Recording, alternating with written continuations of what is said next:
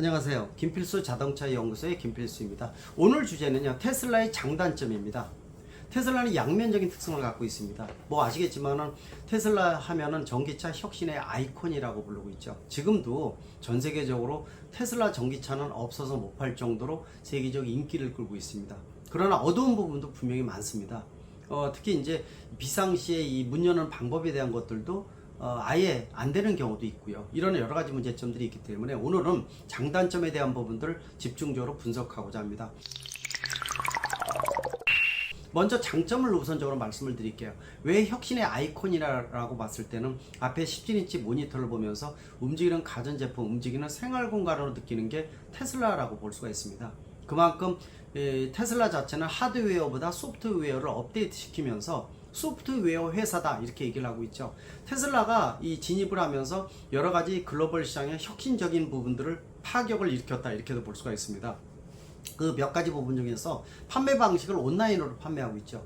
일반 국내에도요, 지점에 가보게 되면은 차를 파면 딜러가 아닙니다. 가보게 되면은 차를 시승할 수 있는 시스템을 마련하고 있고 또 정비를 해주고 있고 또 본사에 있는 컴퓨터에 연결해서 차를 신청할 수 있게끔 만들어주지 차를 판매하는 딜러가 없다는 겁니다. 그러다 보니까 온라인 판매를 통해서 좀 더 집중도를 높이고 빠른 시간 내에 그 시스템을 다양하게 만들고 있으면서 좀 더 혁신을 일으켰다라는 게 판매 방식의 하나의 방법이라고 볼 수가 있는데, 이런 부분들은 양면적인 특성을 갖고 있어요. 일단 온라인 판매를 하게 되면 비용을 절약해서 그 절약된 비용을 소비자한테 전달해 줘야 되는데, 아시겠지만은 테슬라는 3년 동안에 10번의 가격 인상을 통해서 논란도 많았고 불만도 많이 제기됐던 기업이라고 볼 수가 있습니다.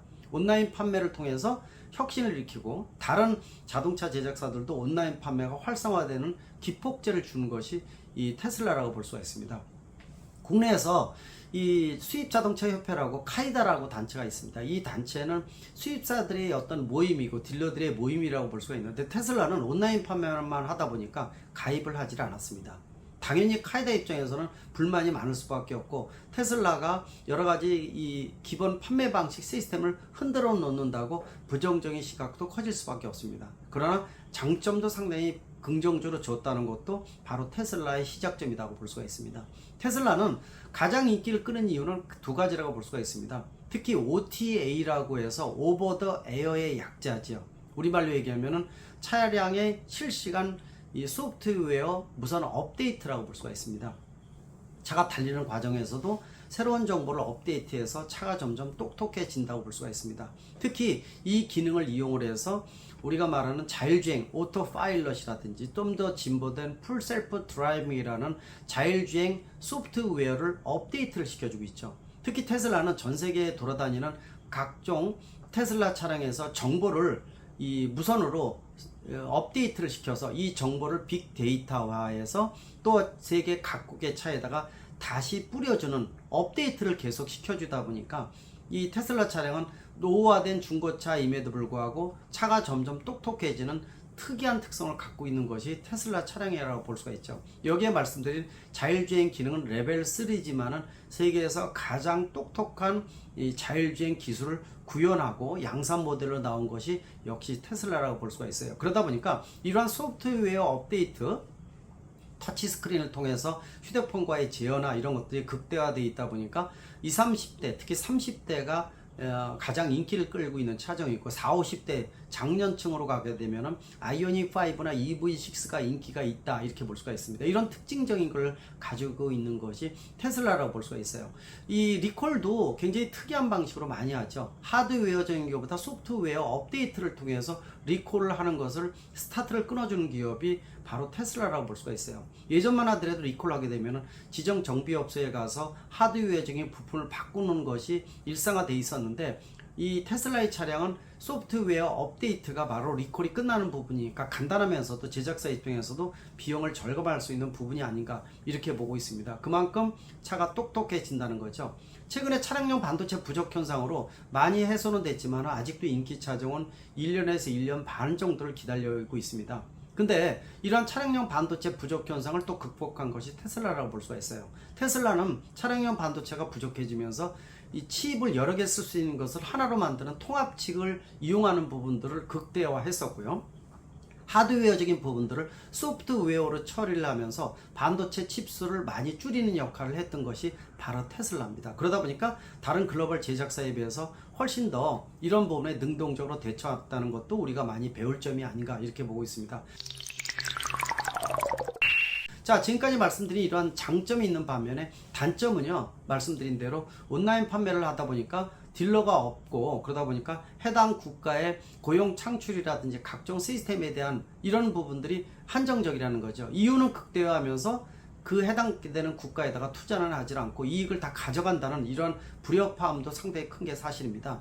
테슬라는 다른 기업에 비해서 영업이익률이 일반 휴대폰 회사와 같이 극대화되어 있다고 볼 수가 있습니다. 글로벌 자동차 제작사는 평균 영업이익률이 5%, 6% 정도라고 보시면 될 것 같고요. BMW, 벤츠는 우리가 제조사에서 꿈의 수치라는 두 자리 숫자 10%를 넘어가고 있는 프리미엄 기업이라고 볼 수가 있습니다. 테슬라는요 20에서 25%가 영업이익률입니다. 엄청난 회사 아니겠습니까?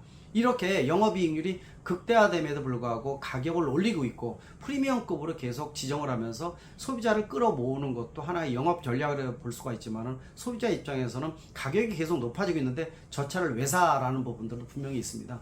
자동차 전문가들 입장에서는 테슬라 차량의 하나하나의 시스템을 들여다보게 되면 완성도 측면에 있어서는요 글로벌 자동차 제작사에 비해서 많이 떨어지는 게 사실입니다.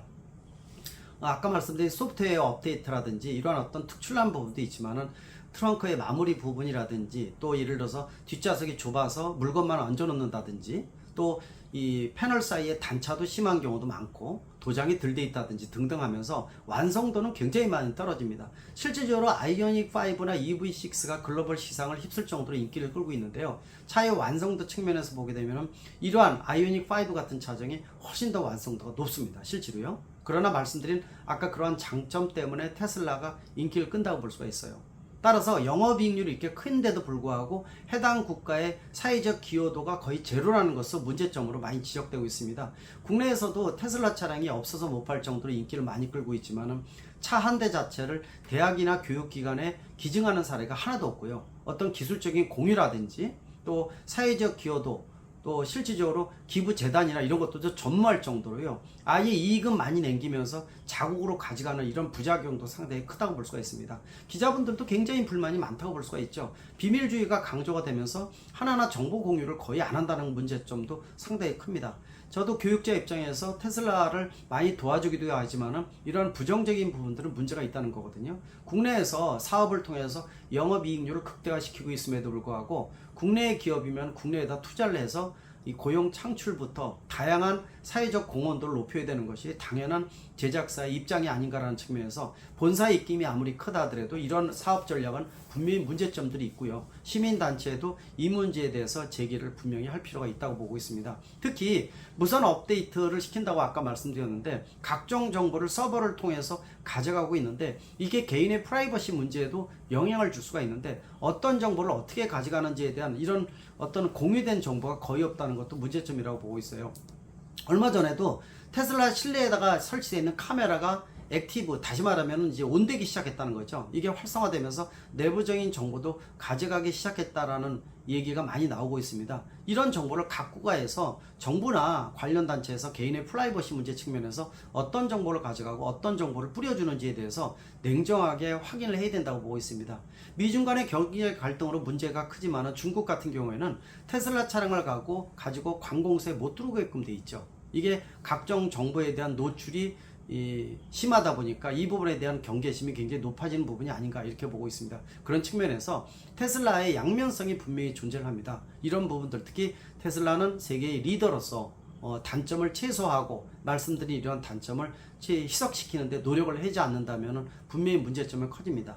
예전에 혁신의 아이콘이고 또 격차가 심했지만은 이 현대차 그룹 같은 또 폭스바겐이나 GM 같은 글로벌 제작사가 4, 5년 전부터 전기차에 올인하기 시작하면서 전기차의 완성도가 좋은 다양한 모델들이 출시가 되고 있어서 테슬라의 독주도 이제는 끝나가고 있습니다. 격차가 좁아졌다는 얘기죠. 말씀드린 이런 부정적인 요소를 얼마큼 없애느냐도 테슬라의 기본적인 숙제가 아닌가라는 측면에서 개선을 요구를 합니다. 고맙습니다.